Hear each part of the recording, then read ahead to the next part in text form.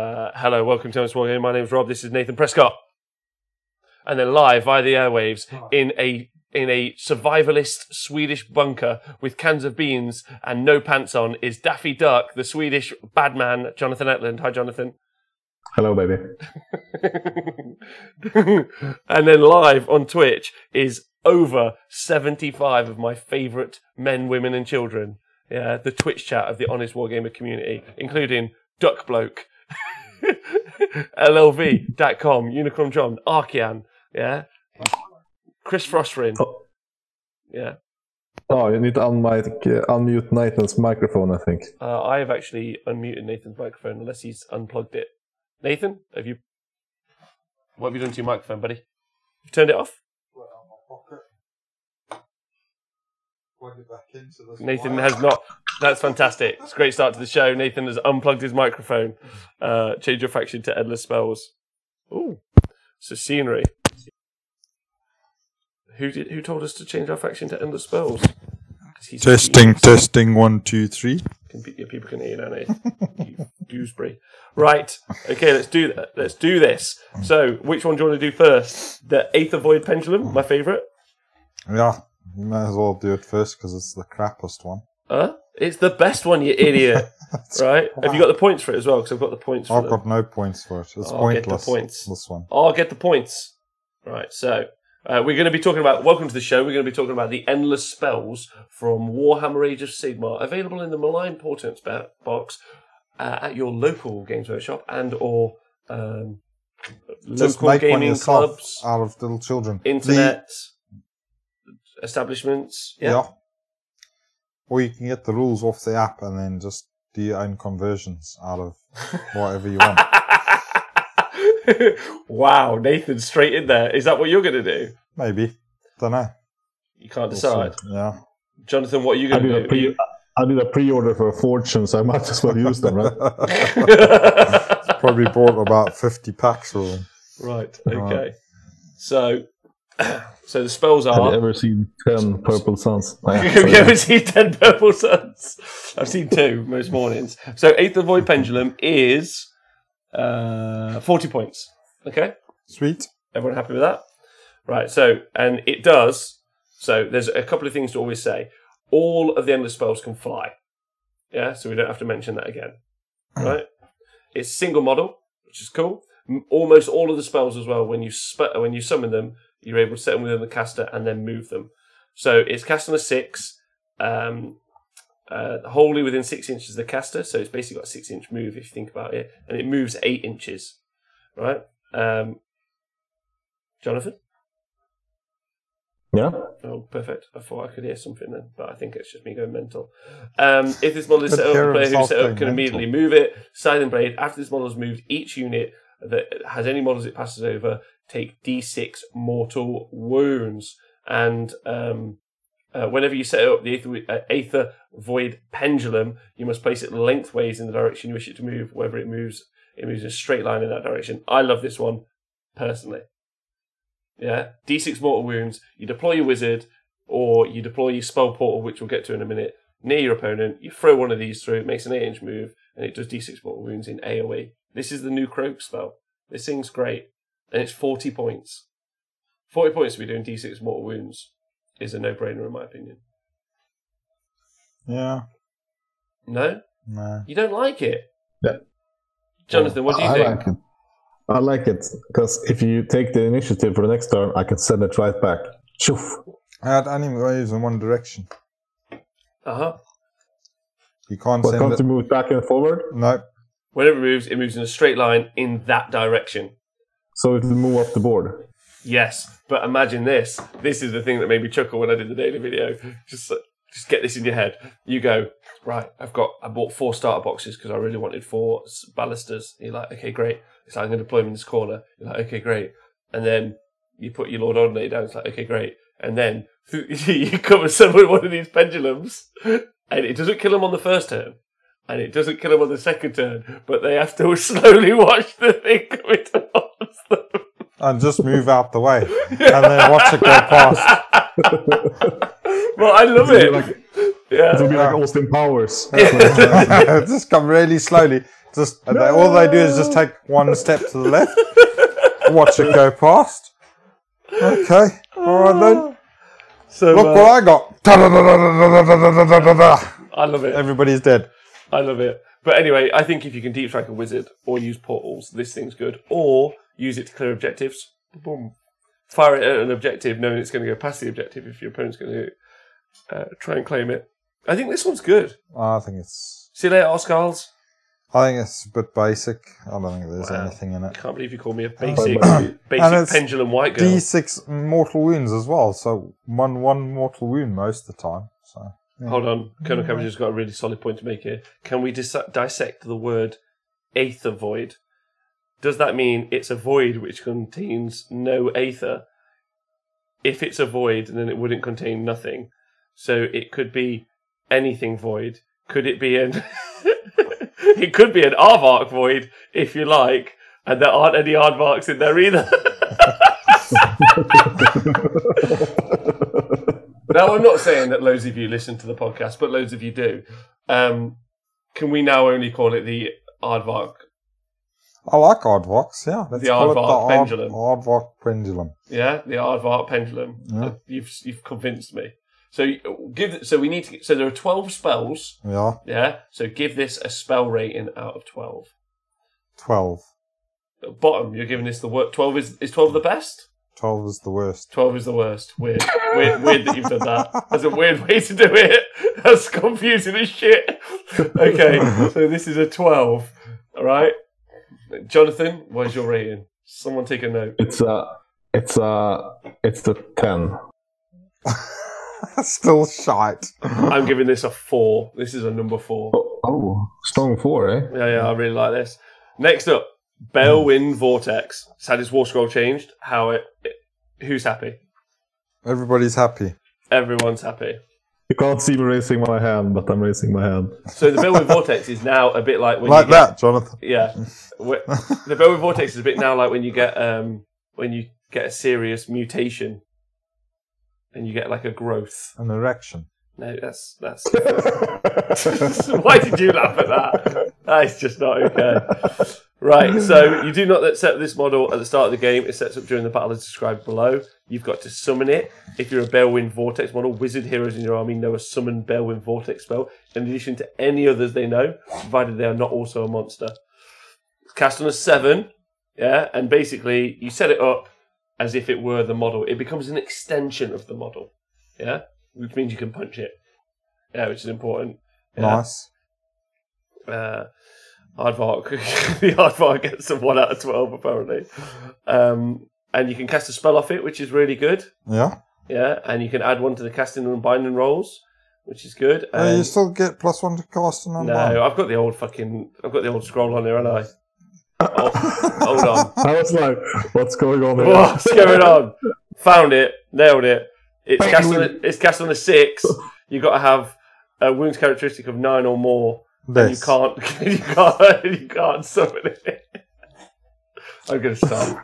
One of you do it. You do the Balewind Vortex. I don't care about that one. Shit. Really? I like it.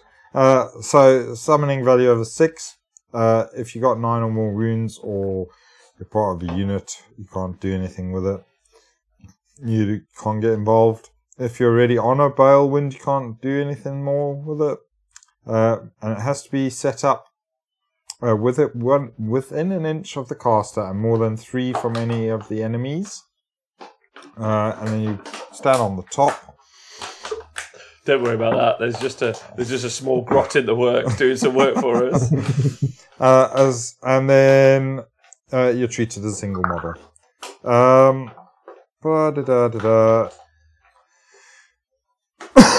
And the wizard cannot move whilst he's on there. So when the wizard that's on top wants to get off, he can dispel it. Does it automatically. You don't need to roll any dice. It does use up the additional spell that you would have for having the thing. So you can still make your normal casting or dispelling actions. The wizard on the vortex is if he's slain, then the whole thing goes. If the vortex is dispelled and the wizard has not been slain, set the wizard up wholly within 6 of the Balewind. And then, so the Balewind gives +1 to the wizard to their save roll, and you can cast an additional spell each hero phase. What if I don't want to? It's optional. It does say you can. And then that includes the turn that you summon the Balewind, and whenever you do so, you can add 6 to the range of any spells that you cast, and that's also optional. You don't have to if you get triggered by that. There you go. So there you go. I think it's quite good. Get extra 6 inches, always nice, and an extra spell, which is cool. Yeah. Yeah, I think. But so there's some important things to mention. So you can cast this onto cover. Yeah. Because this just adds +1 to the save. Correct. Yeah, it doesn't count as cover. So you cast a Balewind Vortex while you're already in cover. You're going to be adding +2 to your save. Yeah. So that's wonderful. And then when we get to it, if you cast Chromantic Cogs, you could potentially be re-rolling those saves. So +2 with a re-roll. If you're a character and there's also someone within 3 inches. Yeah. You can be -1 to hit. Yeah. If you're a Fungo Cave Shaman, then you're -2 to hit. If you take an artifact, you're -3 to hit. Yeah. So you can have probably one of the most survivable units in the game on top of one of these doodads, unless someone comes along and punches it. But it's pretty good. Yeah. Yeah. Yeah, I think it's great. I think having the +6 zone when you're casting your Aardvark or whatever it is that you want to cast. The Aardvark Pendulum. Yeah. Then, extra 6 inches on that. That's pretty sweet. Yeah. Because, I mean, that spell is a bit short range, really. What was it? 6 and 8, so it's only 14 inches. It's not going to do anything first turn. By the time second turn comes, everybody's stood out the way anyway, and it's just going in a straight line. So, yeah. So have they defined spell range in this edition? Yeah, from the base. But now, and as I can say in the chat, is it still spell effects as well? Yeah. Interesting. So you're gonna be able to measure from the base of the Balewind Yeah, it Vortex. just says you add 6 to the range of the spells that are cast, not to the range of effects. So it's the spells that are cast, that the wizard casts. Yeah. But isn't that the same wording as before? Probably, yeah. Yeah. A spell's effect range is its casting range. I agree with you fully, but before they increased the range of the Gaunt Summoner spell. And it still does. Which is weird, because you cast the spell on the Gaunt Summoner and then you measure from him. No, you don't measure from him, as I can say in the chat, and that's a good point. You measure from the base of the Balewind Vortex. Yeah, but still, you measure you cast the spell on the Balewind Vortex, and then the spell effect is you pick the unit. Yeah. It's the same thing with the Bad Moon from the Moon Clan. Do you double the area of effect from the spell as well? Yeah. No. No. That's the range that you cast the spell at, isn't it? Yeah, so, I agree with you. Yeah, it's curious. Yeah, I see what you're saying about the Gaunt Summoner one. Yeah. Because you actually cast the spell on yourself, aren't you? Yeah, exactly. And that's how you have... It's been worded the same before, and people have still been using it as the Gaunt Summoner spell effect is doubled, because they didn't think that the spell range is defined good enough. Yeah. That it also could be the effect of the spell. So that's sad, because this one has gone down in points. Before it was 100 points, right? Yeah, now it's 40 points. Yeah.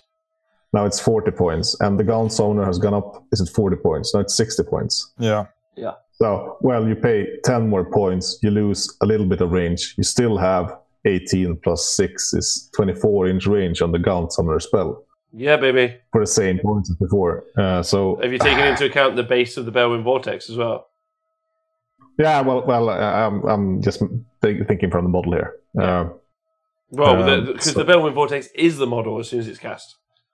Yeah, absolutely. I mean, the big difference is that you can hit in close combat. But Ancient is taking a big points increase overall, but it's kind of the same as before, apart from that you can hit it, which you couldn't do before, and it's also kind of the same points as before. Yeah. And you can also charge it. Super good. Yeah, well, you can also charge it, but and now if you place the thing so they can't charge it, yeah. And it's only 24 inches, whereas before it was 36. But still, that's still a big range. But, it's still half of the board. 33-inch range spell you can get out of it. Yeah, I mean, I would have great fun with the Balewind on the Weird Fist. Because now I don't have to decide if I'm gonna. I didn't have to do that before, but now it's cheaper. And you don't have to decide if you're gonna fake puke or cast the Foot of Gork. You can just do both of them without feeling any regrets, which is good. Yeah. Right. So next up, I think I think they really need to define that spell range thingy so people get really clear. Yeah. But I think the Balewind's a good spell still, especially for 40 points. I think it's now not an abusive spell. I think the moving and not letting units near it is it's fine. It's now fine. Cleaner. Yeah, it's great. I agree with you. I agree. I think it's a great change and great. So for Dib, so when you summon the Balewind, do you stand your sorcerer right on the back edge of it to maximize spell range, or does it define you have to stand in the middle? Doesn't matter. It doesn't matter because it's the model. Because the whole thing's the model. Yeah. It basically becomes the model, right? Yeah, exactly. So it doesn't matter where you stick them now. So what would you give this out of 12? 12 spells? I reckon this has got to be one of the top ones. I'm going to give it 3. Oh no, I give it a 5. What do you give it, Jonathan? In my Weird Fist, I'll give it a 2. 2. Ooh, okay. Well, let's see how you like the chromantic cogs, the mechanisms of times. Yeah. So it's cast on a 7. You set up wholly within 12 inches of the caster. All right. But you're going to want to set up within 9 inches sometimes, maybe. In their controlling player's hero phase, a single wizard within 9 inches of this model may manipulate the cogs to increase or decrease the flow of time. And basically, you get to choose 2 effects. If they do so, choose one of the effects opposite. The effect lasts until the next hero phase or until an enemy wizard chooses to manipulate the cogs.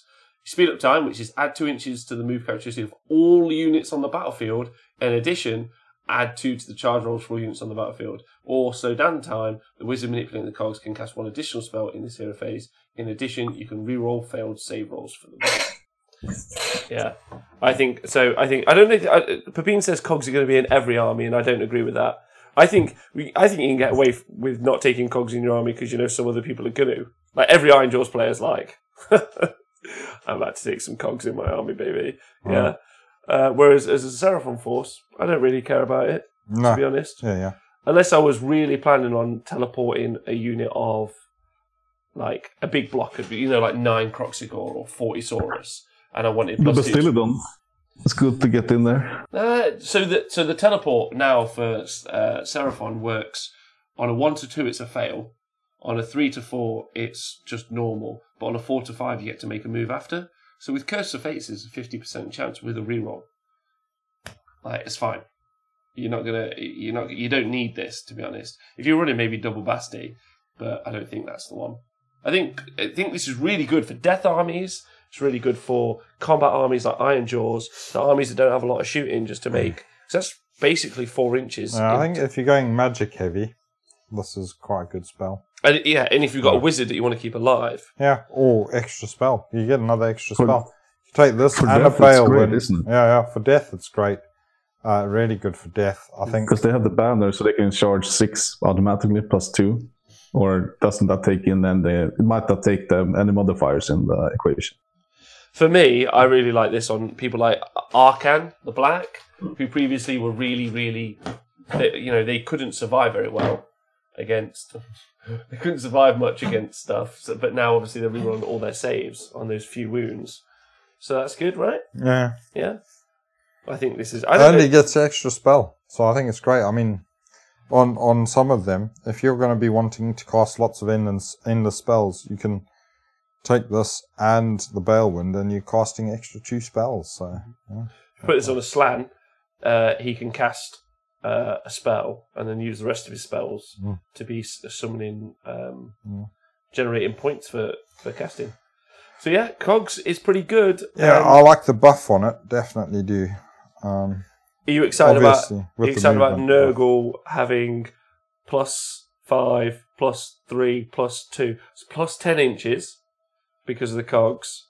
Yeah, and then run and charge. I'm enthralled, yeah. They're going to be... Reroll charge. And then reroll charge. They're going to be so fast. Yeah. It's going to be crazy. Yeah. The thing is, those types of armies, I don't think they need the cogs because they're so fast already. Yeah. I think for the armies that really want the cogs, like Iron Jaws and Destruction, I think you're going to see a lot of these in Destruction armies.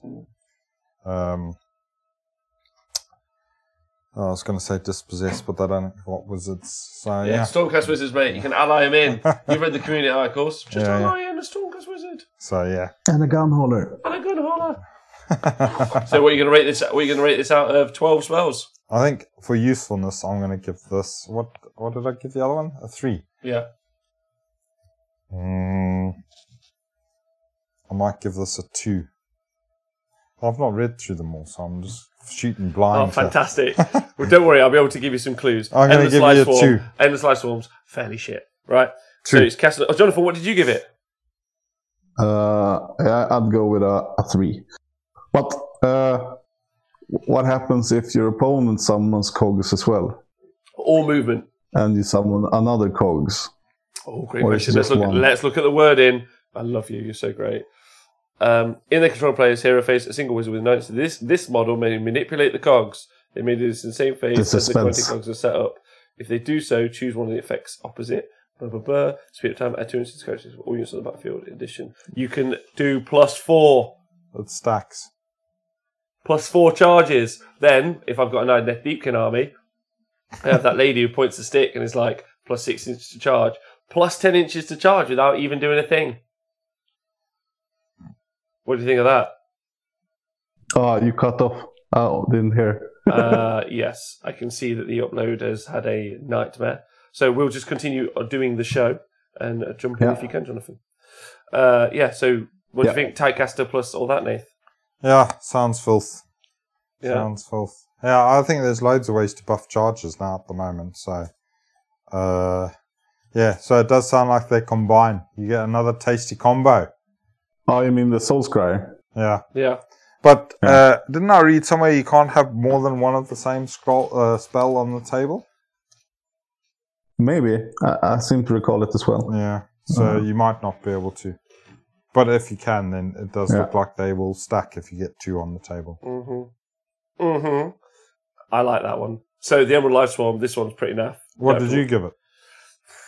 The cogs, truthfully, I think it's going to be super good. Yeah. Super good. If like the Lord of Change is a big deal anymore, which I don't really see it because it's too expensive. But like wizards, because it's all about holding objectives, right? And I think wizards that are going to be sat on objectives holding them is good. This is going to be the one for me. So, I think that this could be good for that, and good for those charging armies, like you said. But I still think it's just going to be battalions just going first. It's going to be. I mean, imagine this on a Gorefist. Well, I love it. Yeah, 3d6 plus 2. It's going to be crazy. So, let's flip the table then. Let's say we put this in a gun line, and you slow your opponent down while you shoot them. You can't do that. You don't make it minus. Okay. But don't worry, there is a -1, and it's my number 1 spell. Yeah. Oh, okay. I'm gonna prefix this. Shackles is my favourite spell, and Geminids is too. So the Life Swarm one, that's what we're talking about now. It's cast on a 6. You're set within 14 inches of the caster. It moves 10, and obviously it can fly, and it's a predatory end of spell. After this model is set up, or after it is moved, pick 1 unit within 1 inch of it.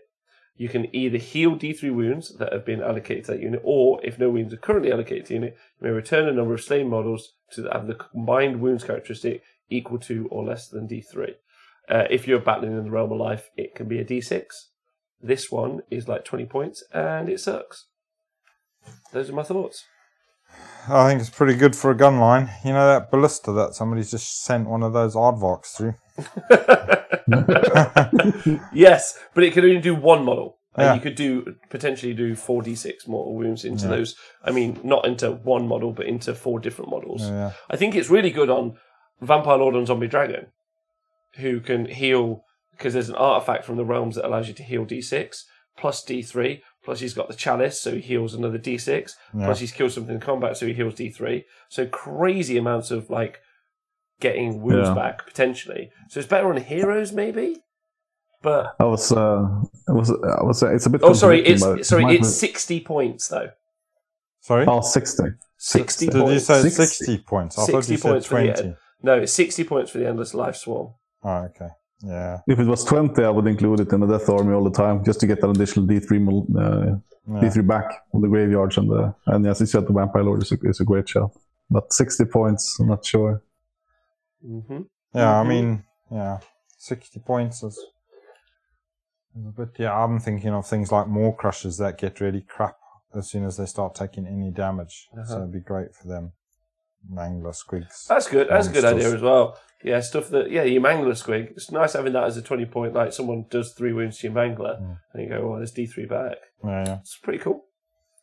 Yeah. So, but this one, I'm giving a flat 12. Are you? The worstest one? Oh. Yeah. I like a heal. I'll give it 8. Okay. Jonathan? If it's 60 points, I'll go with 11. Okay. It is expensive. I'm saving my 12 for some. Oh no, I've used the 12 already, haven't I? Yeah. Well, do you want me to find you the 12? It's easy. Let's go to the Quicksilver Swords. Yeah? Oh, we're going there now. Yeah, I'm just going there because I'm going to find you your number 12. So, it's cast on 6. You set it within 10 inches of the caster, and it moves 8 and can fly, so 18 inch is basically. When this model is set up, the player set up can immediately make a move. After this model has moved, you can pick one unit within 6 inches of it and roll 12 dice. For each roll of a 6+, that unit suffers 1 mortal wound. If the unit being rolled for is a Chaos unit, it suffers 1 mortal wound for each roll of a 5+. If you're battling in Shimon, the Roman metal, it's 15 dice. And it is a grand, powerful total of 20 points. 20? Oh, it's not bad at all, though, for 20 points. Because I hate Chaos, so yeah. Because I hate Chaos. There's 4 mortal wounds, isn't it, against Chaos? It's 4 mortal wounds against Chaos. Yeah. For 20 points? It's in the game after you have summoned it. Or you can take the pendulum. And it's 18. Oh, this is better than the pendulum. For fuck's sake. You just don't want me to... Okay, fine. What do you give it out of 12 spells? You can move it around as well. The pendulum is a straight line, not enough range to reach you first. It really sings with me, the straight line. It's ordered. My autistic mind is like, go in a straight line, I love this shit. Yeah. It won't reach you the first turn. And so, come the second turn, everybody's got out the way, and it just carries on, and they just. I'm gonna teleport. It's not difficult. I just teleport my Slan, and then or my Skink Priest, or anyone, or I do a spell portal. We're going to talk about spell portal next. We can't keep avoiding it, and then I just fucking slam one of them through. You guys aren't really thinking. No, we're not. We hate it. So what are you giving this out of 12? It's 12 for me. So what have I used? I've used the 8, so I'll give this the 9. Jonathan? 7. You guys. I think it's quite good, actually. That's you not guys bad. Trigger me. All right, we'll do the spell portal next. For 20 points, that's not bad. So the spell portal. Exactly. Where are we going now? Spell portal. We're going all over the place. Not in a straight line, are we? No straight lines. Aardvark. No Aardvark pendulums here. So it consists of 2 models, It's like a mini realm gate, Summon an Umbral Spell Portal has a casting value of 5. If successfully cast, you can set up the Umbral Spell Portal model wholly within 12 inches of the caster, and then set up the second Umbral Spell Portal model wholly within 18 inches of the first. But you're going to want it to do it within 1 inch of a spellcaster, because if a wizard successfully casts it, and they're within 1 inch of the Umbral Spell Portal, the range of visibility of the spell can be measured from the other Umbral Spell Portal from this endless spell. Nice. If a predatory endless spell finishes a move within 6 inches of the Umbral Spell Portal, now we've read this before, so it's been clarified on a podcast that potentially that means that the Purple Sun and the Teeth and other predatory spells teleport through the portals. Yeah? If that helps you out. Yeah. Although I don't think that's particularly clear from that, in my opinion. Yeah? Yeah. So there we go. And if your battle is taking place in the Realm of Shadow, the second Umbral Spell Portal can be set up anywhere on the board. So what do you think of that? This is the one that's super good, right? Yeah, I think that's really good. Yeah. I can't remember what numbers I've used up, but yeah, I'm going to go for a 2.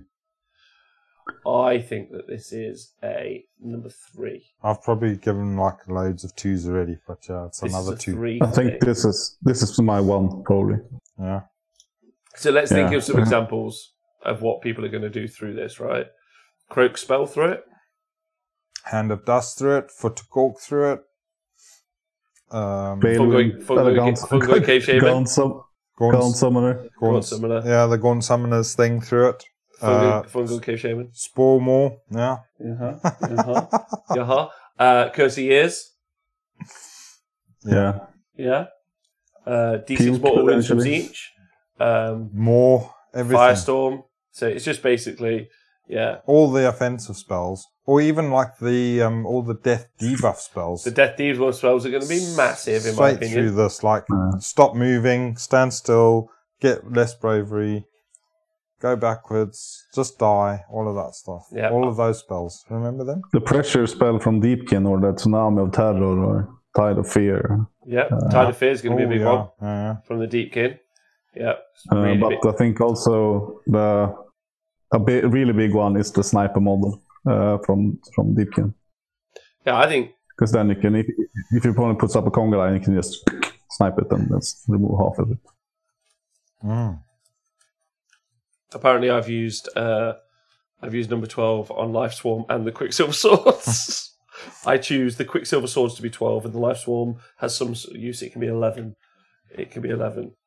Yeah. Cool. Oh, I'm glad somebody's keeping tabs. Yeah, the spell portal. I think. You can send the Aardvark through it, obviously. For me, I think one of the big ones is actually going to be the combo between this and, I can't remember its bloody name, the Prismatic Palisade.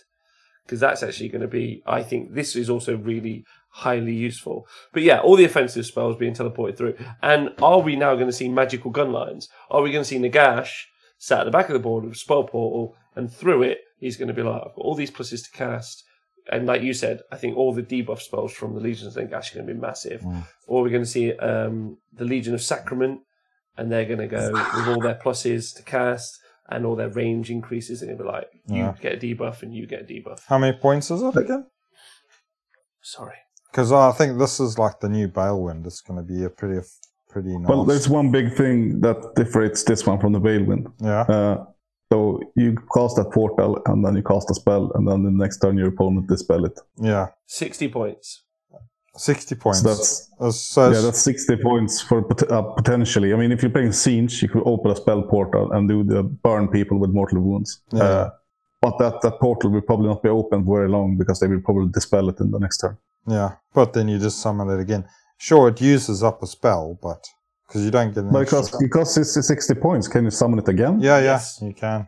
Yeah. So the way so the way it works is you pay 60 points to have it as a spell that you can keep casting and unbinding and casting. You don't even have to give it to a specific wizard. It's just your whole army has it. Yeah. Oh, okay, that's still my number 1. Because then it kind of replaces the function of the Balewind. Because then instead of having a Balewind, you can stand your wizard behind some line of sight blocking train with the portal. Yeah. Yeah, you can definitely do that. That's a really solid call. Yeah. The only thing is, though, obviously your enemy can then return fire through the portal. Yeah. Yeah, they can go stand next to him and be like, have an arcane bolt for here, you little fuck. Oh, look, it does 1 mortal wound. Fucking useless spell. Who invented this one? This is like the Ring. When the girl comes through the TV. It's like, I'm here. Yeah. Yeah, I think it's great. Pretty good. I will give it a number. I've used 2, haven't I? I think I'm going to give this number 1. Yeah, this is going to be the most useful spell in the game. This is number 1 straight off the bat. Yeah. And arguably, I think that this spell might define the game. Yeah, maybe. Like this is the defining spell in the game, and possibly the defining thing in the game. Effectively, so before you could make gun lines, right, Nath? Yeah, like you could make a gun line, but you could make a magical gun line. You could, yeah. But now you can. Yeah. You can make a magical gun line, and with some of the spell stuff that you can do, especially from Legions and Nagash, or even Siege, you can just do some just horrific things. Yeah. Yes, I think this one is going to be super strong. Yeah. Really good with the Weird Fist as well, yeah. Cool. Yeah. And don't forget, obviously, we've got all the Stormcast spells, and then we've seen that some Night Haunt have got their own endless spells. I imagine Stormcast are going to get their own endless spells. So you're looking at potentially people just doing horrific spells through these portals. Mm. Oh, cool. yeah. Right, so we're going back to Geminids then. Geminids is one of the better ones, so we'll leave Geminids if that's okay. Oh, okay. For a minute. We'll go on to Suffocating Gravetide.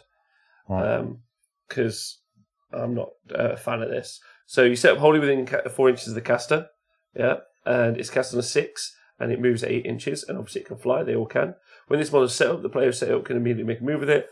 After this model is moved, each unit that is passed over suffers D3 mortal wounds, and they take 1 away from their bravery, and it's quite big as well. It really is quite big.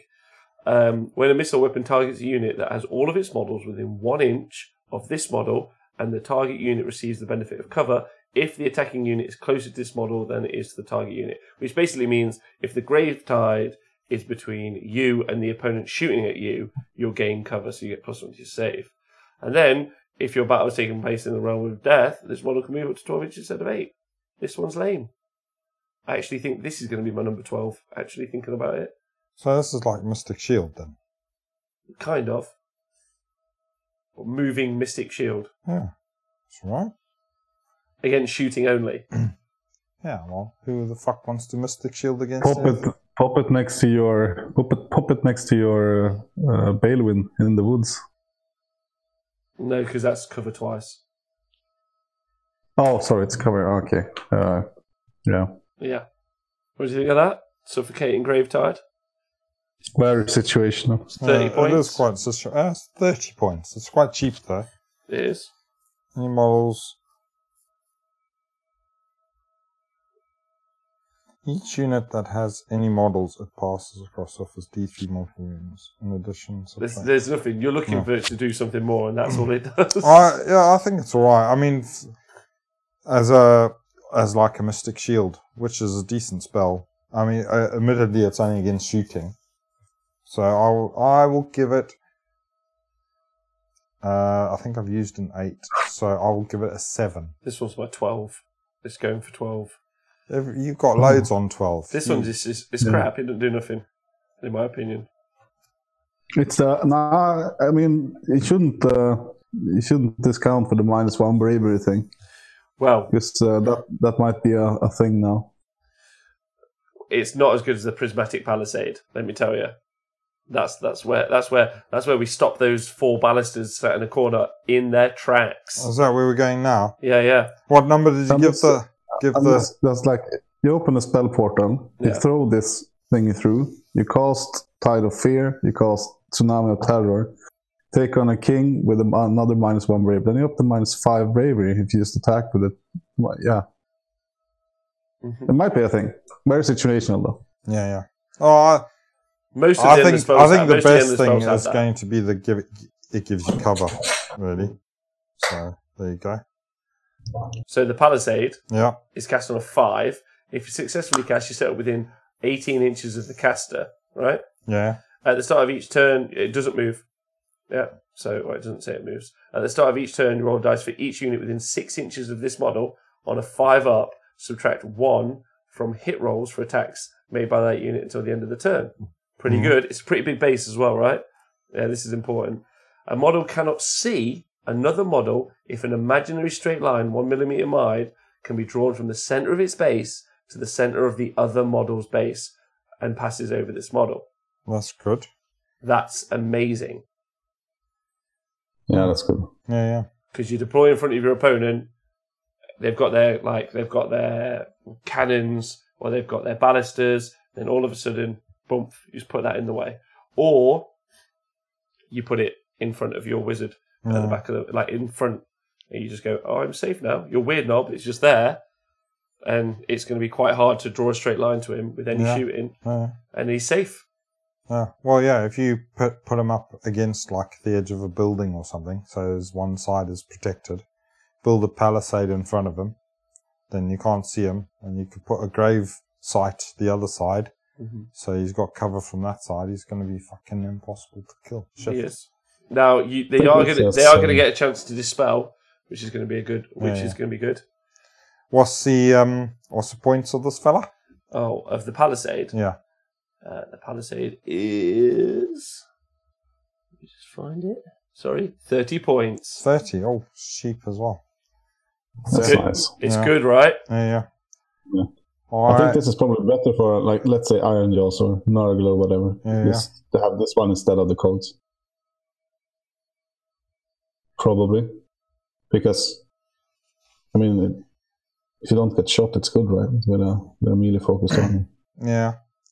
I think if you've got weak characters, it's going to be important. Depends how shooty and heavy the game is. Really fun to drop in front of a carriage on Overlord's boat.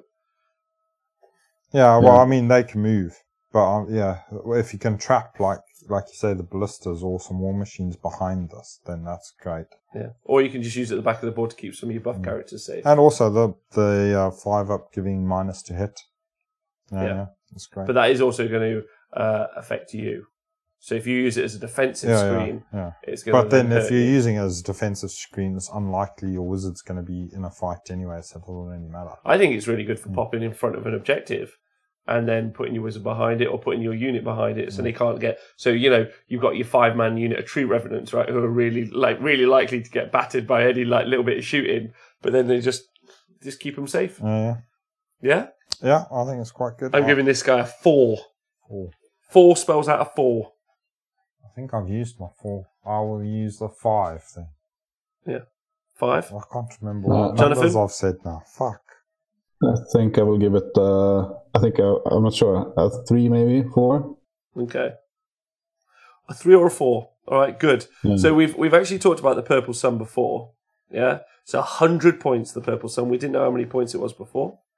If it moves across, it can move 9 inches, it's set within 6, and you can automatically move it. If it moves across any units, you roll a 6, and they take D... But a model is slain. A model is slain. If it passes over a unit, right? Mm-hmm. So you roll a dice for each model in the unit. On a roll of a 6, that model is slain. So it's kind of a horde killer. And then it does D6 mortal wounds on a roll of a 6 to a model.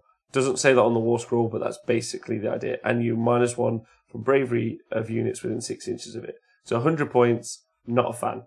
Way too many points. But it does give some armies access to horde killing. Yeah, well, it's not really horde killing because it's on a 6. It's more like... I think it's more threatening to, like, more elite things, like brutes or something like that. Because it's just going to kill a complete brute every 6 you roll. Yeah. So I think it's more threatening to those sort of things. I think it's quite good versus the Dragon Riders from Stormcast as well. Yeah, against the Dracoth Riders. I think quite scary 2 against... 2 mortal wounds for... Because maximum it can do... No, it'll kill a Dracoth. Oh, what? Because they're not 8 wounds? No. Oh, it just kills them, doesn't it? It just kills the... Yeah, it just kills them, yeah. Sorry. So I think it's got its uses are more against, like... elite units. Yeah. I think it's more scary to them. And even if it goes across a hero, like a monster and does 2d6 mortal wounds, that's quite scary. Yeah, on a roll of a 6. Yeah. John, what did you give the Gravetide, by the way? Threat. I think I gave it a 3 or... No, the Gravetide. Yeah. It was where... Was it a 9? 9. 7? Okay. Who's Surfer Dibs is keeping. I personally think Purple Sun is someone out there is going to be like, do this. They're going to go Purple Sun every time and go and run around, and they're going to keep a track of how much their Purple Sun has killed. And I love you, whoever you are, who's already out there doing it. Mad respect, dude. Yeah, dude. Is that you? It's in my list. Actually, it's true. Oh my god, no, I'm not into it personally. Purple Sun, Foot of Gork, puke, drink beer, have fun. Roll dice. Yeah. Okay. But for me, I mean, you can dispel it. Yeah. The casting value's an 8, so it's hard to cast, and it's got quite a few points. But it also means it's hard to dispel. Yeah. Yeah. Also, in a weird fist to get plus from the boys. Plus from the Balewind. No, you don't get from the Balewind. I mean, Nagash is throwing this around like it's putty. But 100 points is a lot in a list. Yeah, 100 points is a lot. I can't remember what numbers I've used now. I'm giving this guy like a 7. I think he's really. I think it's really mediocre, and I think it's a trap. Yeah, somewhere. Personally. Yeah, I would be somewhere in that area. 8. I think I've used 8. I think it's a very fun spell. 11. To have on the table. I can't remember what numbers I've used. You're going to give it 11, John? Yeah. No, John's using 11. No. Oh, I don't know. 6 maybe. Okay. Cool. All right. Because when it killed 2 Drakas Riders, I would be very happy. Yeah. Me too. Yeah, I understand that. So we've also covered Ravanak's Gnashing Jaws as well, which is a really big model. So it's the big guy with the teeth. It's cast on at 8 again. If it flies across units, they suffer D3 mortal wounds. Just to interrupt there. So when these things fly across units, they can't specify on top of units. Doesn't specify. So do they bounce through, or they can't get? Doesn't specify. Well, then we have to use the normal moves, right? Normal rules for models. So they stop in front of the unit. Yeah, because they can't finish the move over them, right? Yeah. Can they run? Doesn't say it can move up to 12 inches. Okay. Doesn't say it can't run. Depends how they define move. I love you guys. You're asking such great questions. So what the guys are saying there is, if you cast it, can the model land on top of a really big unit? If it can't complete its move, I would say that it can't move over the unit. Yeah, so it just stops in front. But it can make a movement value of up to 12. So if there's a unit in front of you, you can move forward, touch it, and then move backwards, and you've touched that unit. Oh, well, most of them say within an inch, so you just stop right next to something anyway. Yeah. It's within an inch anyway. So. Yeah. So you can't surround it and hinder it from moving then. No. Yeah. But if you could move through units, you could do some really funky stuff, like you sacrifice one of your own units with a real long conga line, and you send the purple sound through that one instead of buying the portal. More sadistic way, but hey. Cool. So you move over, it takes D3 mortal wounds, -1 bravery, and if it's in the realm of Gur, it moves D6 plus 12 inches in its range, and it's moved 12 and can fly. So Ravanix just looks really cool, and I was thinking about it. And it's really quick, isn't it? And it's quite fast. And it's fast. And realistically, they've nerfed, obviously, since you only get 1 mortal wound out of Arcane Bolt. Yeah. Arcane Bolt, This is your Arcane Bolt now. Really. This is your Arcane Bolt, right? Yeah. So with a better range than Arcane Bolt, is it? No, yeah. No, same range. Same 18. Range, 18. Yeah. Yeah. So this is new Arcane Bolt, pretty much. Mm-hmm. So next up. So numbers. Oh, I'm giving it a 7. I don't know what I have left. No, 6. I'll give it. I think a 9. I don't know if I've used 9. I don't want to put this at my 10. I don't think I've used 10, but I think it's in the middle spectrum for me. Like, okay, but it's on the spectrum. So it's like Leicester. No, right. I mean, it's same as the Gravetide, but because it gives -1 bravery, and it's so if you're going for that -1 bravery, Bob, it might be a thing. Cool. I think Gravetide's better than that, but there you go. Right, cool. Which one are we doing next? Geminids yet? No, not Geminids. Burning Head. Fucking hell. Burning Head is successfully cast on 7. You set within 3 inches of the caster, and it can move 9 inches and fly. If you've cast it, you can move it. If this model is moved over a unit, every unit it moves across takes D3 mortal wounds and is not -1 bravery. Now, the Wrathful Aura. Reroll hit rolls of 1 for attacks made by units while they're wholly within 9 inches of this model. That is amazing, in my opinion, right? Because you've got those 4 ballisters at the back of the board, yeah, right, and they've got +1 to hit because then they're an ordinator, and now you want reroll 1s, and there you go. You've got a little bunker to cast this fella, yeah, and he can just do. And you can do that. Now, obviously, he's. I like that spell because the numbers are all very nice because the model has to be wholly within 9. The unit has to be wholly within 9. Yeah. So you can summon it as a buffer to your thing. Yeah. But then there's the chance that the next turn your opponent is going to grab that burning head and then just ram it straight through what you've just been buffing. Exactly. So it's quite a cool little thing. Yeah, I think we'll just put a palisade in front of it. I think this one's actually a really smart one, and being able to give your army reroll to hit rolls of 1. Like for some armies they won't care, but for some armies they're like, actually for 40 points to give a massive unit with loads of attacks. So it's not going to affect plague monks, right? But it will affect your hard boys, Nath. They don't get to reroll hit rolls of 1. Yeah, no, they don't. But it's wholly within. So it's for units that are wholly within. So within 9. Yeah. So yeah, if you place it right, I guess next. Oh, Ice D Jester, thanks for subscribing. That's nice, yeah. Yeah, I think it's got some legs. Might be good for Dorothy. If you can do that 2+ rerollable. Stick a fire next to a tree. Yeah, stick a fire next to a Sylvaneth. That's a smart move. Yeah. That's going to be great. But for me, I think that's actually quite useful. I'm giving this number 5. I think someone's going to be really skilled and is going to use this well, and then is going to get a really good melee block or a shooting unit, and then that reroll 1s to hit is going to make a big difference on the number. Yeah. So, yeah. I like buffs. I will give it a 6. 6?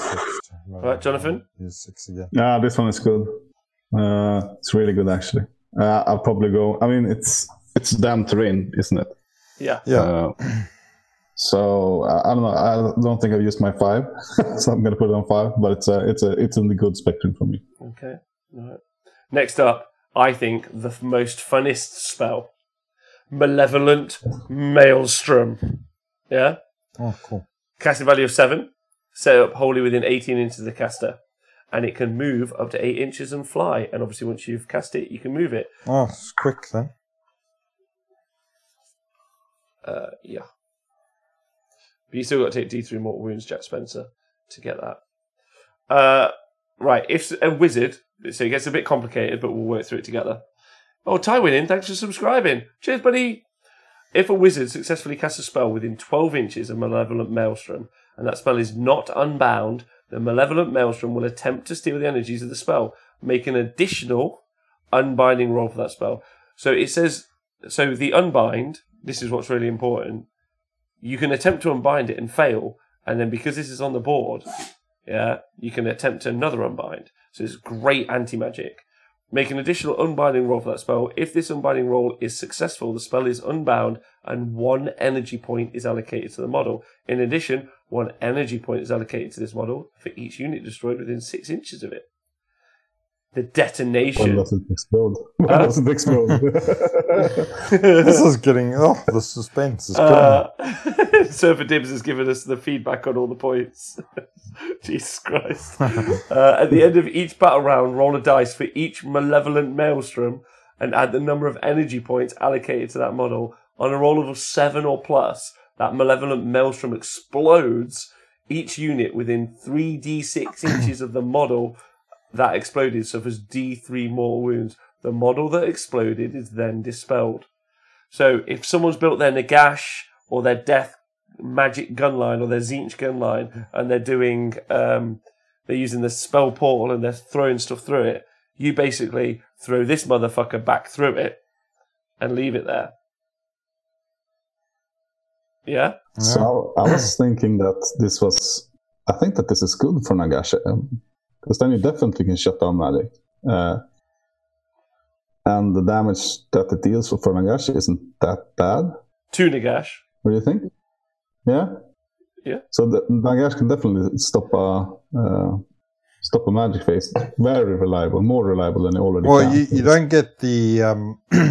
you won't get the pluses to cast... Or to no, you don't get the pluses to cast or dispel. You get the pluses to cast if you're trying to cast, but yeah, no pluses to dispel. Yeah, but he does. But don't you get to reroll it? Yeah. So you'll get a second attempt at unbinding it. But and Nagash is pretty good at doing that. But it won't be Nagash unbinding it. It's the Maelstrom that's unbinding it. So you won't get the pluses on the second attempt. Okay. Pretty good, right? Yeah, I think it's good. It's fun. Yeah. Fun. It's fun and good. Fun and good. Points? How many points? It is. Are you excited about this? You like this one, don't you? Yeah. This one, I knew you'd like this one. This one is good. Malevolent Maelstrom is 20 points. 20? Yeah. Now, don't forget your opponent. So what your opponent can do in his... So before you get all excited and be the first... Yeah, you can move at 18. That's quick. Well, no, yeah, but most importantly, you're going to put this down. No, it's not a predatory spell. I don't think you can move it. Oh, I can't move. You could move it, but anyway, regardless of how that mechanic works, because I'm not 100% at the minute. Yeah, move. What you can do is I can just dispel it on the first. Like, let's say I've got 13 spells to cast from my side. First one, instead of casting a spell, I'll just dispel this. And then I'll cast all my other spells with impunity. But if you don't, this thing just racks up its points. And explodes in your face. Explodes. Yeah, I like it. Yeah, I'm a fan of this one, personally. This is the spell you send back to the spell portal before you dispel it. Yeah. It's like a hand grenade. Yeah. Close the door. I'll give it this a 6. I'm going to give this a 5. I think. Have I used a 5? No. Yes. 5. I'm great. You're doing great. Jonathan, what are you giving it? Shit, is this my 10? Yeah. Oh, man. I don't want it to be my 10. I think it's a good one. Right. It's my 10. It's your 10. I lost. Okay. I lost the game. Well, we've still got 2 more. We have. So I'm going to tell you about the Geminids of Ulgish, which is my number 2. Oh, yeah? Number 2. Right, I think this one's a big deal. Have I used number 1 yet? You have not used number 1. Oh, fuck. Right, so... Have I done it? No. So it's casting value of... Neither of you have. I don't think either of you picked a 2 either. Oh, no, yeah, you picked the spell portal for your number 1. Yeah, for number 1. Yeah. Good. Yeah, don't worry, there'll be a document attached to this, written in Sanskrit. So if you go to the British Museum and find that stone that we nicked off someone, probably all the stones that are there we nicked off someone, that'll be able to... What's it called? The Philosopher's Stone? Rosetta Stone. Thank you, Rosetta Stone. So it's casting value of 7, set within 16 inches of... So it's two Geminids, Nathan. Yeah, two bullocks. 2 Geminids. Yeah. 2 balls. Yeah. There's a dark ball and a light ball. The testicles. You set them within 6 inches of each other and wholly within 18 inches of the caster. 6 inches. Right? Light Geminid. And it's at that point you say, this is the light Geminid and this is the dark Geminid. They're predatory spells. They move 8 inches and fly. When you move this end of spell, the second model must finish its move within 6 inches of the first. Yeah? Yeah. If that's impossible, it is dispelled. So obviously you can move it. So after the shadow Geminid has moved over any units, much like most of the others, they take D3 mortal wounds. And same if the light Geminid has moved over. But if the shadow one has moved over, it's -1 from all attacks characteristic of melee weapons for that unit. And if the light one has moved over it, you're -1 to hit. Yeah, that's really nice debuffer. -1 attack, -1 to hit. I think this one's really solid. It's quite quick. It moves quite fast. You can set it up quite like 18 inches, then move 8. So that's 24-inch range. All the scenarios are like you're going to be within 18 inches. So you can really neuter a unit. Yeah. I'm going to give this number 2. It's great. How many points? I've given it number 2. Jonathan, what do you think of it? I think it's number 9. And it's basically because of the artistic freedom meta we have today. Because people will start to painting the dark one as the light one, and it will be very confusing. Good. All right. Fantastic. So the Geminids of Ulgish are only 40 points. Oh wow, that's cheap. How much to cost? 7. Yeah, it's a little bit hard to cast, but yeah, nice. So do you want to hear my number 1? Not really. Coming in the show now? No, it's 20 points. Yeah. 20 points, yeah. It's comfortably the ugliest model out of them all. Good. Yeah. It's called the Soul Snare Shackles. I quite like the sound of the name. Shackles. Yeah, good. Yeah. So it consists of 3 models, right? So that's important. It consists of 3 models, and they're cast on a 5. If successfully cast, set up the Soul Snare Shackles model wholly within 12 inches of the caster, then set up the 2nd and 3rd Soul Snare Shackles models wholly within 6 inches of the first. Yeah, so you can effectively make a triangle. A triangle, right?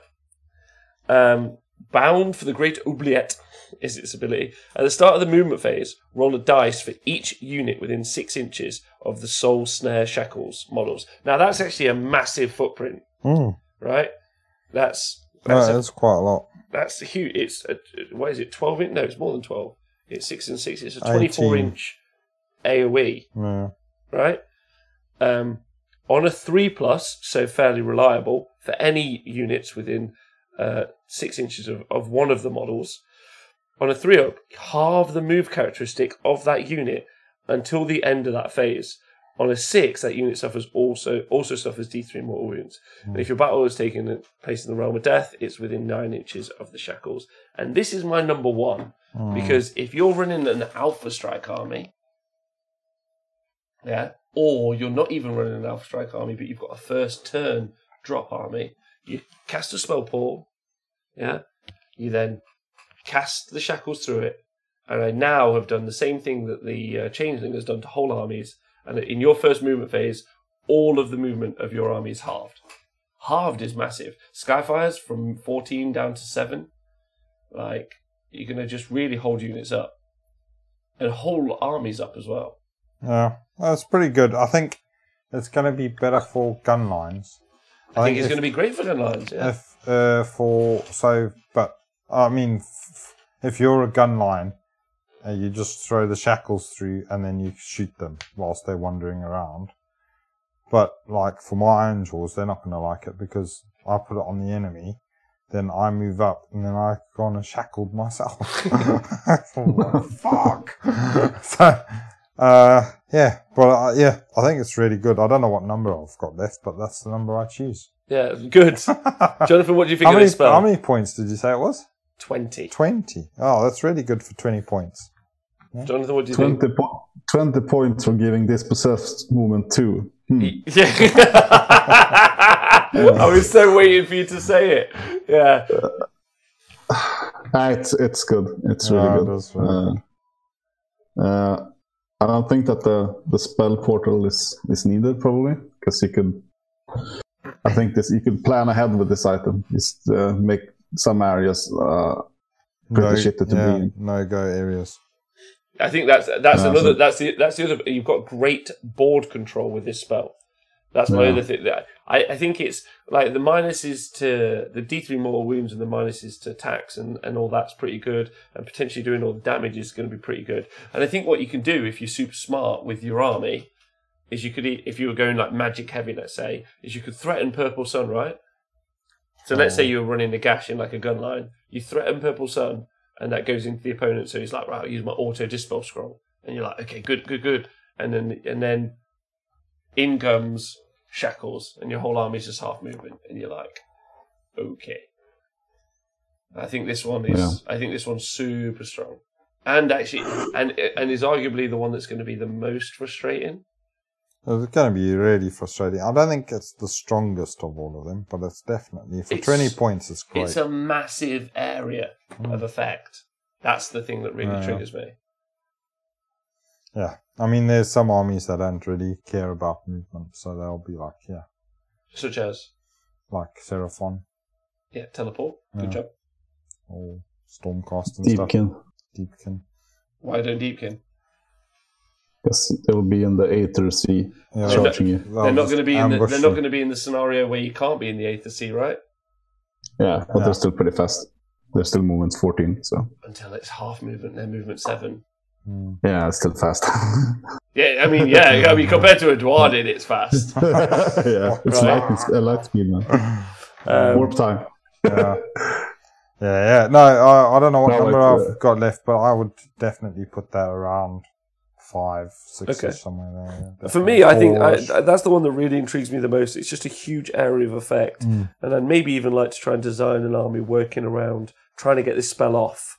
Because I think this plus, I think maybe something like Palisades can just really like neuter an opponent's army without having to engage in the army. Yeah. If you charge your Bastillodon, then make a fence with this one. Or make a fence before, then charge him with your Bastillodon. That's a great shout, Jonathan. Then they can't run away from the snakes. Shackle them up and then just feed them snakes. Just do shackles and snakes. That one's amazing. Yeah, Two Bastillodons with snakes and one of these fellas. That's funny. The snake pit. Bastillodon would be a great call for doing the Emerald Life Swarm as well. Yeah. Being here where held D3 to a Bastillodon because it's so tanky. Yeah. So have you got a favourite out of all those? I think the spell portal will probably cause most headaches in the right hands. Like with the armies that have powerful spells that you won't be able to dodge is pretty strong. So I think the spell portal is probably my favorite. It enables so many actual combos. So yeah. I think there's some cool ones. I like the Malevolent Maelstrom. That one's fun. I'm a fan. The one I'll probably use the most is possibly the Balewind or the Cogs, obviously, I think. Oh, Gwerzy, thanks for subscribing, you big babe.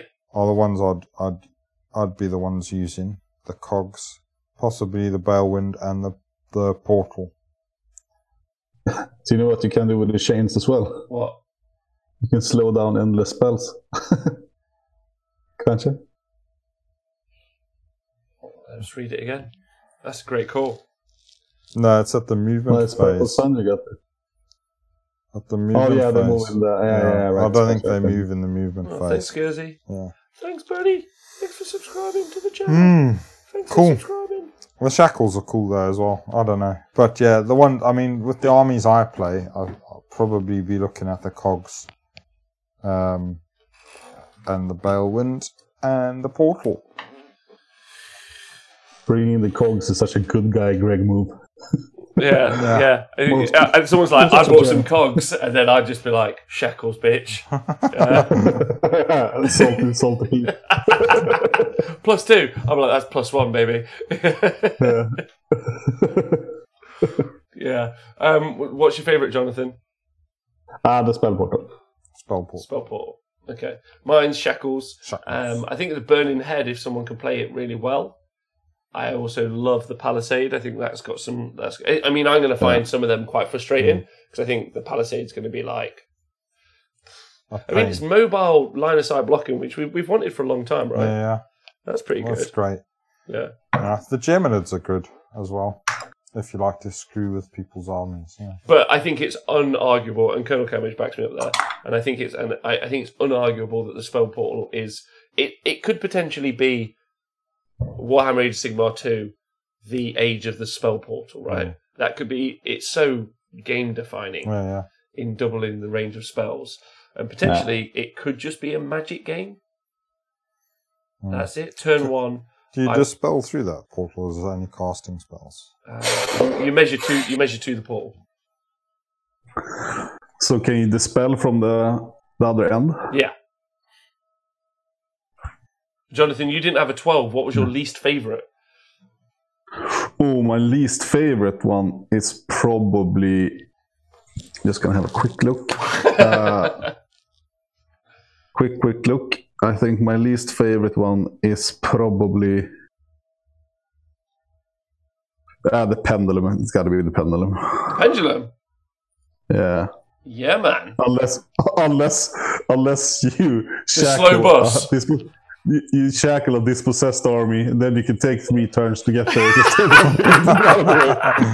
Run away! No, run away! Nathan, we're playing a game one per time when I shackle your dispossessed army and throw 2 snake Bastillodons in there, and you're just there like... Dispossessed are actually probably got the best chance of stopping the shackles affecting them. Because you would have to throw the 3 up, and then I get to throw a 5 up to stop it working on me. Yeah. But still... So you think they will change the Rune Lord's War Scroll? No, I don't think they have. Are you sure? Because otherwise it can't dispel the spells. And again... he dispels like a wizard, so he can dispel them. Yeah. No, I said only wizards can dispel. Oh, okay. No, but he says like a wizard. So he is like a wizard, so he can. Yeah, but he isn't a wizard. No, but he's like a wizard. He's like a wizard. He can dispel like a wizard. Yeah. I don't know. Hopefully he can. Yeah, who knows? I don't know. My question is, so again, to reinforce... And you can't dispel through a portal. Oh, okay, fantastic. Yeah. That makes them even better. More stronger. Yeah, for offensive magic, Yeah. So, for me, I think the takeaways from the endless spells are, you have to have a way to stop. I'll give you an example. My Seraphon list, I always had incandescent rectrices on my Slan, which allowed him to, if he died, come back to life. Mine's now always going to be the auto-dispel item. It's going to be super important. And finding ways to just auto-dispel is going to be so important, right? Yeah. Stormcast has provided, though. But otherwise you have Spellsinger. That can do that. Mm-hmm. Yeah. That Stormcast guy is going to be a very common fellow. That's a really good fun. Shackle them, put a Bastillon on both sides of their army, and then just cast a pendulum through it. Snakes! Pendulum snakes! No. Snakes! Aardvark snakes! Snakes! Aardvark snakes! Also, by the way, there are 14 spells, so no wonder we had trouble picking a number. Fuck's sake.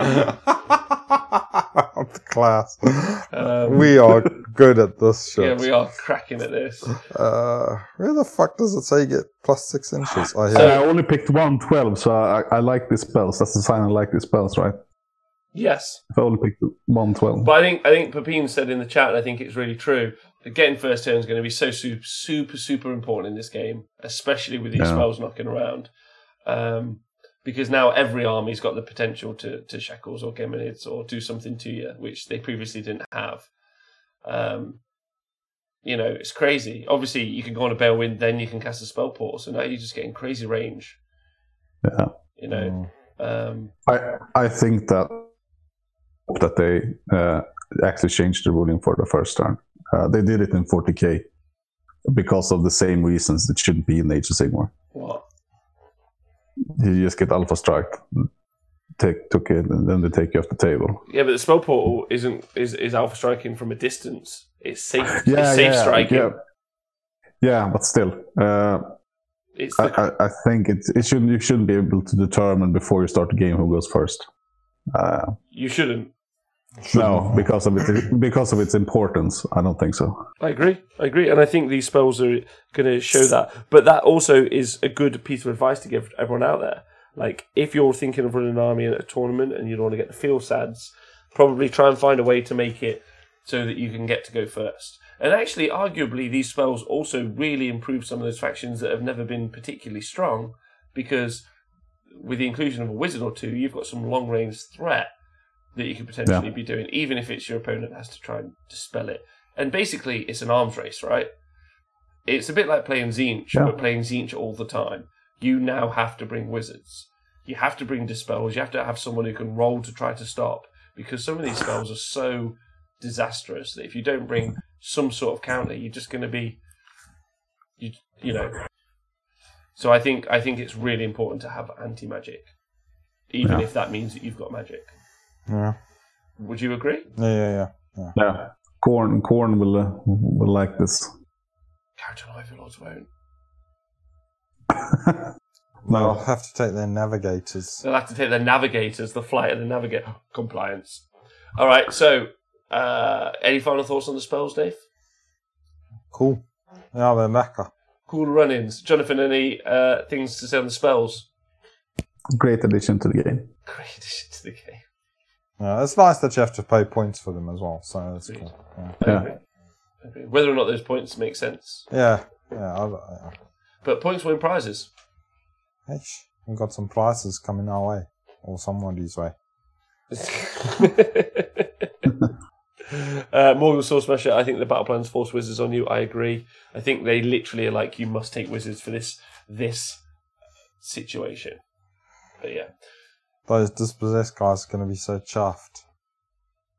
Thanks for being amazing, Nathan Prescott. Follow him on Twitter. he will join us all in Discord. Jonathan Etland, also follow him on Twitter and join us in Discord. Jonathan, thank you. Thank you, buddy. Nathan. Thank you, mate. Everyone on Patreon, thanks so much for listening. If you listen to this back as a podcast, you should jump on Patreon. I'm going to be doing some videos. If you could be asked to listen to me talk some more, that's the place. We're live, obviously, next week with Warhammer Age of Sigmar, AOS 2, the Electric Boogaloo. And we're live every Monday talking about AOS. You can join me also on a Tuesday night where I hang out and I take questions. I will be doing some list tech, free list tech. So like someone's like, oh, Rob, I think I might take some of these. And I'll be like, well, have you thought about these? Because maybe you need them for objectives. And they'll be like, oh, thanks, appreciate that. That's how I imagine everyone talks, who's not me. Okay. Oh, yeah, thanks. thanks for helping. I really appreciate that a lot. That's You've got a problem with your ears, man. What I am, yeah. So we'll be doing that on Tuesdays. I'll be doing some hobby. I'll be painting some white fellas and some blick fellas. So join us. Nice. Yeah. Lekker. Thanks, Nathan. Thank you. Thanks to everyone on Twitch. You guys are fantastic. We'll see you soon.